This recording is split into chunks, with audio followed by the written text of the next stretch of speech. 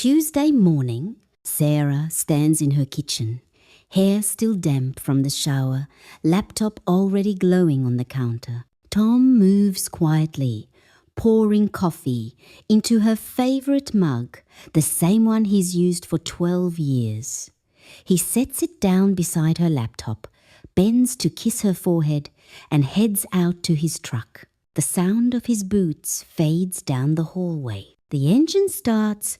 The house falls silent again. She doesn't look up. Her eyes stay locked on the inbox. Her fingers keep typing. For a moment she glances at the mug, steam curling in the air. Then she sighs. It feels less like romance, more like routine, like clockwork, predictable, invisible. Her mind drifts back to when they were first dating, handwritten notes on her windshield, spontaneous road trips, late-night talks that stretched until sunrise. Now, just coffee. Same mug. Same kiss. Same silence. The weight of that contrast presses on her chest. She reaches for her phone. 2 minutes later, she's texting her sister. He never does anything romantic anymore. The coffee is still there. Still steaming. Still invisible. Here's what I've come to understand about love, and it took me 20 years to see it clearly. The most consistent acts of devotion are often the most invisible. We live in relationships overflowing with love, while feeling starved for affection. Not because the love isn't there, but because we've trained ourselves to look right past it. Mortgage payments don't come with roses, but they do come with something deeper. Devotion delivered faithfully every single month. Sarah works in marketing. Tom's an electrician. She handles the creative campaigns that make people want things they didn't know they needed. He handles the emergencies at 2 ampere. M, when the water heater fails and the house goes dark. She plans the social calendar, the dinner parties, the weekends away. He plans around overtime so she never has to worry if the mortgage will clear. She speaks in the love language of surprise and spontaneity. He speaks in the love language of reliability and provision. They are both fluent in love. They're just speaking different dialects. But here's what happens when you become fluent in complaint instead of gratitude. Sarah can recite almost professionally everything Tom doesn't do. He doesn't plan surprise weekend getaways, doesn't slip romantic notes into her purse, doesn't remember anniversaries without calendar reminders, doesn't initiate deep conversations about their marriage. She's become excellent at cataloging what's missing. Her mind works like a magnifying glass, searching for flaws. And of course, it always finds them. Ask her about the 3,000 cups of coffee Tom has poured for her over 12 years. That page is blank. Ask her about the way he handles every household crisis without being asked, invisible. Ask her about 12 years of mortgage payments that let her sleep peacefully every night, off her radar. Not because those things don't exist, but because she's unknowingly trained her attention to filter them out. And I know that pattern too well, because I lived it. I had to face a humbling truth. I had become an expert at noticing everything wrong while remaining a complete amateur at noticing everything right. And that expertise was destroying my happiness. I was living in a marriage overflowing with love, yet feeling unloved. Not because my husband had stopped loving me, but because I had stopped recognizing love when it came wearing work boots instead of a tuxedo. You see, I was waiting for love to arrive with grand gestures and movie script declarations, while overlooking the devotion sitting quietly at my kitchen table. Every morning he brought me coffee exactly the way I liked it. Every evening he asked about my day and actually listened. Every month he paid every bill before buying anything for himself. Every crisis, large or small, he handled quietly and completely so I could focus on everything else. That wasn't candlelit romance love. It was something rarer. It was showing up love. This is what I call the provider paradox. The most reliable love often looks the least romantic. Tom's morning coffee ritual isn't passionate love. It's practical love. It's I see you need this every day, so I make sure you have it, love. It's predictable, and predictability makes it easy to dismiss as routine. But predictability in love isn't boredom. It isn't laziness. It's evidence of profound commitment. Anyone can be romantic when they're inspired. But it takes bone-deep dedication to show up with love every single day for 12 years, even when that love goes unnoticed. The problem is, we've been culturally programmed to recognize passion, but overlook consistency. We celebrate the husband who brings flowers after a fight, but ignore the one who prevents most fights by quietly carrying the stress before it ever reaches his wife. We applaud the surprise vacation, but dismiss the steady paycheck that makes every vacation possible. We get excited about the spontaneous date night, but take for granted the man who simply comes home every evening instead of disappearing into bars with friends. Sarah doesn't see any of this. She's too busy keeping score of everything Tom fails to do to notice everything he actually does. And those mental tallies? They create exactly what she fears most. Distance. Because when you wear glasses scratched to look for problems, your whole world starts to look like a problem. When you keep focusing on what's missing grows bigger. And what's present, it becomes invisible. But here's the part that broke my heart when I finally understood it. Tom knows. He feels her disappointment even when she never says a word. He senses her frustration with his predictability, her longing for something louder, flashier, more exciting than his steady presence, and that knowing is changing him, but not the way Sarah hopes. It doesn't inspire him to sweep her off her feet. It makes him smaller, more careful, less confident. He begins to withdraw. Not because he loves her less, but because he feels he can't love her well enough to matter. The man who used to whistle while making her coffee now places the mug down quietly, braced for the subtle signs that even this act isn't enough. The man who once came home with stories from his day now shrugs when she asks, "How was work?" A few careful words, nothing more. His ordinary life doesn't feel worthy of her attention. The man who used to reach for her hand on the couch now keeps his hands folded in his lap, unsure if his touch would be welcome or just another thing she tolerates. This is how love dies. Not in dramatic arguments, not in shocking betrayals, but in the slow erosion of appreciation. This is how devoted husbands turn into distant strangers. Not because they stop caring, but because they stop believing their caring matters. And Sarah? She has no idea she's building the very wall she longs to tear down. What happens next will either save their marriage or end it. Because Sarah is about to discover something that will change everything she thought she knew about love, about appreciation, about the invisible abundance surrounding her all along. 3 months later, Sarah is at lunch with her friend Lisa. Same table, same salad, same complaints. "He just coasts through everything," she says, stabbing at her plate. When's the last time Tom planned anything that took real effort?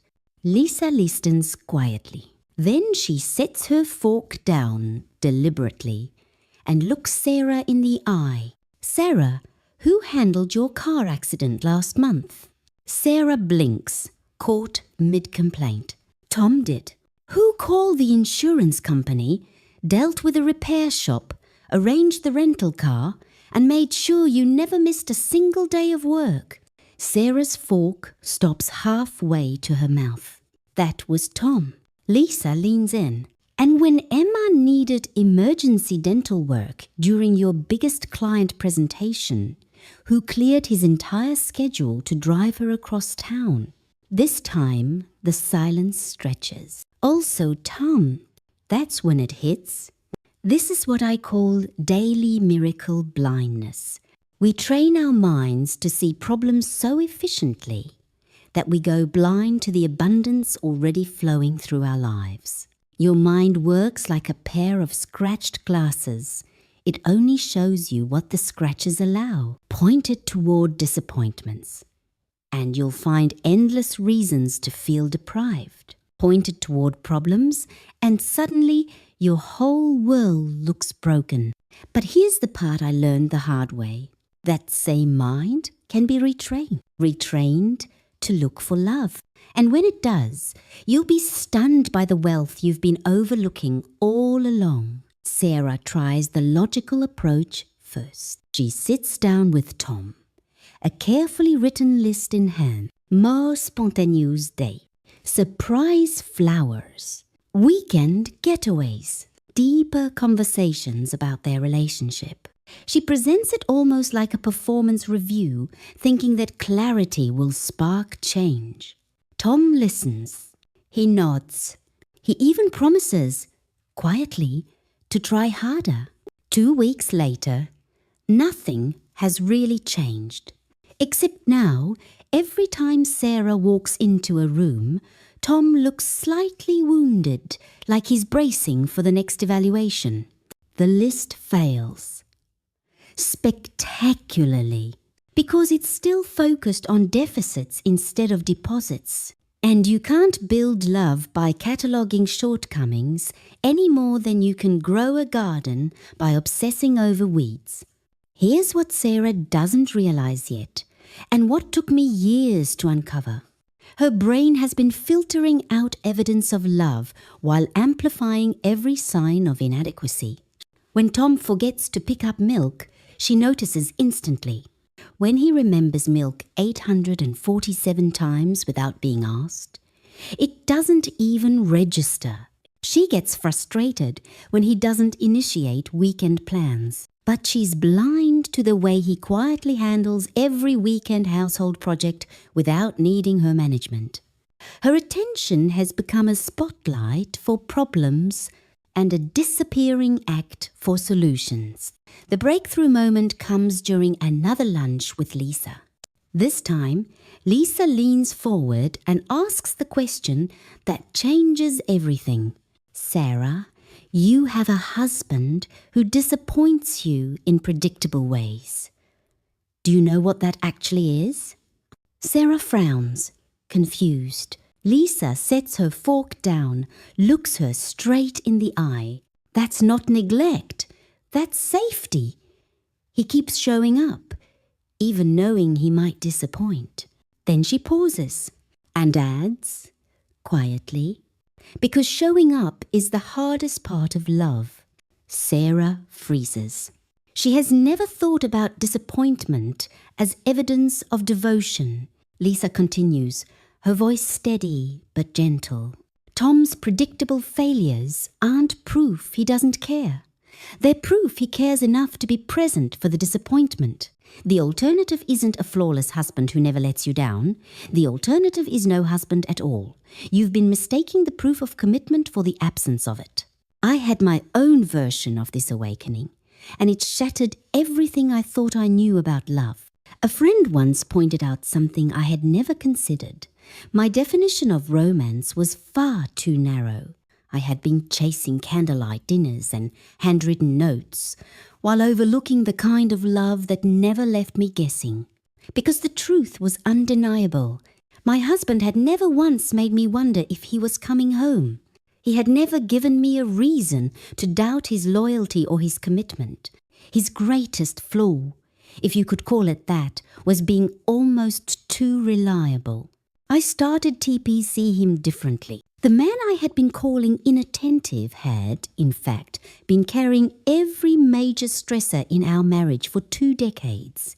The man I had labelled boring had been providing the steady foundation that gave me the freedom to take risks in my career. The man I had dismissed as unromantic had been speaking love fluently in the dialect of security and consistency. And I realized the problem wasn't the absence of romance. The problem was that I hadn't yet learned how to recognize it in its quiet form. But Sarah isn't there yet. She's stuck in what I call the complaint collector trap. We tell ourselves that keeping lists of shortcomings will help us communicate our needs. We tell ourselves that focusing on what's missing is just being realistic. We tell ourselves that pointing out flaws will inspire change. But here's what we're really doing. We're rewiring our brains to tune out everything our partners do, right while amplifying everything they do wrong. We're manufacturing chronic dissatisfaction with people who are actually working hard to love us. And the cruel irony? This approach creates the very problem it claims to solve. The more Sarah fixates on Tom's failures, the smaller he feels in the relationship. The smaller he feels, the less confident and engaged he becomes. The less engaged he becomes, the more unloved Sarah feels. So she doubles down on the complaints, which makes him shrink further, which makes her feel emptier still. It's a devastating cycle, a cycle that feeds on itself. Tom has started working longer hours, not because he loves his job more than his family, but because work is the one place he still feels competent, the one place he still feels appreciated. He's stopped sharing stories from his day. Sarah's replies land like critiques, not conversation. He's stopped reaching for her hand during movies, unsure if his affection is welcome or merely tolerated. The man who once filled their home with laughter now moves through it carefully, quietly, as if afraid of taking up too much space. And Sarah can feel him slipping away. But she reads his silence as proof of inadequacy, instead of seeing it for what it is, a response to her chronic dissatisfaction. She's convinced the problem is his lack of effort, when the truth is, it's her blindness to his effort. And every day, the gap between them grows wider. Tomorrow, everything changes. But tonight, their marriage hangs in the balance, and neither of them realizes how close they are to losing everything they once vowed to protect. The shift happens on an ordinary Thursday evening. Sarah walks into the kitchen and sees Tom at the dishwasher, the same routine he's done every night for years. But tonight, instead of noting the counters he didn't wipe, she notices his hands. Hands that have fixed everything broken in their home. Hands that carried sleeping children up the stairs. Hands that have never once failed to show up for their family. She whispers, almost surprising herself, "Thank you for always handling cleanup." Tom freezes, a plate suspended midair. He looks at her like she's speaking a foreign language. "I don't think I've ever thanked you for that before." His smile is small, tentative, but real. And in that moment, something fundamental shifts. The appreciation feels rusty in her mouth, unpracticed, but authentic. And Tom, he stands a little taller. Transformation doesn't always take months. Sometimes it begins in moments. When Tom mentions his boss praised a project, Sarah doesn't brush it off. She says, "That doesn't surprise me. You're brilliant at solving complex problems." When he suggests trying a new restaurant across town, she smiles. "I love that you're always looking for ways we can make new memories together." You'd and no. When he quietly handles a plumbing emergency on Saturday morning, she finds him afterward, touches his arm, and says, "I appreciate how you protect our home and me from ever having to worry about these things." 6 months later, Sarah's life looks almost the same on the outside. Tom still brings her coffee every morning, still handles the household crises, still doesn't plan elaborate romantic gestures. But inside, everything has changed. Now she sees the coffee as daily tenderness, the crisis management as protective love, the steady reliability as the deepest romance she's ever known. One day, she told a friend, not with complaint but with wonder, "I realized I was married to the most devoted man I know. He just expressed devotion in ways I hadn't learned to recognize." Tom hasn't changed his behavior. Sarah's vision has changed. She's looking through clear lenses instead of distorted ones, and the view is breathtaking. And here's what happens when appreciation becomes the default setting instead of criticism. Tom starts conversations about their future, something he hadn't done in years. He suggests weekend plans because he feels his ideas will be welcomed, not graded. He reaches for her hand during movies because he trusts it will be received as a gift, not tolerated as a duty. He tells stories from his day at work because he believes she's genuinely interested. Not because Sarah demanded any of this, but because appreciation creates the confidence that multiplies what you appreciate. When you water the flowers, instead of dissecting the soil, the garden blooms. Here's how you implement this shift immediately. Start each day by noticing 3 specific contributions before you allow yourself a single complaint. When he makes the coffee, notice the care. When he locks the doors at night, notice the protection. When he handles the calls with service providers, notice the problem solving. And don't miss the small things. The gas tank that never hits empty. The remote batteries that never seem to die. The thermostat that somehow adjusts on the cold nights without you saying a word. Make the invisible visible through direct appreciation. Thank you for researching the best insurance rates for us. Kamlu, I noticed you always warm up my car on cold mornings. I appreciate that you handle all the scheduling with repair people so I don't have to. These aren't participation trophies. They're acknowledgements of real love in daily action. Then, practice the immediate reframe. When disappointment surfaces, ask yourself, what's the loving intention I might be missing here? His Saturday routine? Not complacency, security. His practical gifts? Not ignorance, thoughtfulness about your real needs. His predictability? Not boring. Foundation. Challenge yourself.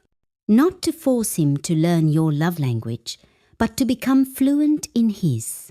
Notice when love shows up as acts of service, as provision, as problem solving, as simple, steady presence.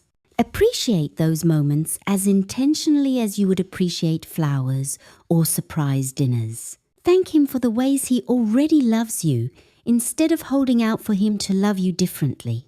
Watch what happens when someone feels truly seen, truly valued, not for who they might become with improvement, but for who they already are. My own marriage was transformed, not because my husband became someone new, but because I finally saw who he had always been. The love I thought was missing had been surrounding me for decades. I just needed the right prescription to see it clearly. And now, when people ask me the secret to a lasting marriage, I tell them it's not about finding the perfect partner. It's about becoming the perfect noticer of imperfect love. Because love shows up every day, usually in ordinary clothes, frequently without fanfare, most often in ways that look like responsibility rather than romance. Here's the final truth that changes everything. Appreciation doesn't just change how you see your partner. It changes who they become when they feel truly seen. Marriage isn't about finding someone who loves you flawlessly. It's about recognizing flawless love in everyday expressions.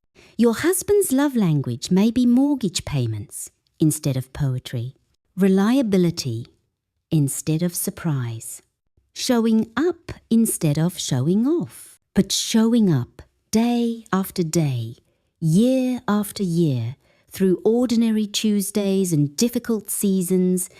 That's not ordinary love. That's extraordinary love disguised as ordinary life.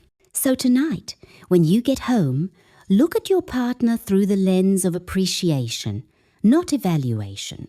Notice one contribution he's been making all along. Say thank you out loud. Then watch his face. Watch what happens when he feels seen for something he thought was invisible. That moment, that spark, is your access point to the feast of love you've been living in all along. The revolution of appreciation starts with one thank you. Your revolution starts tonight.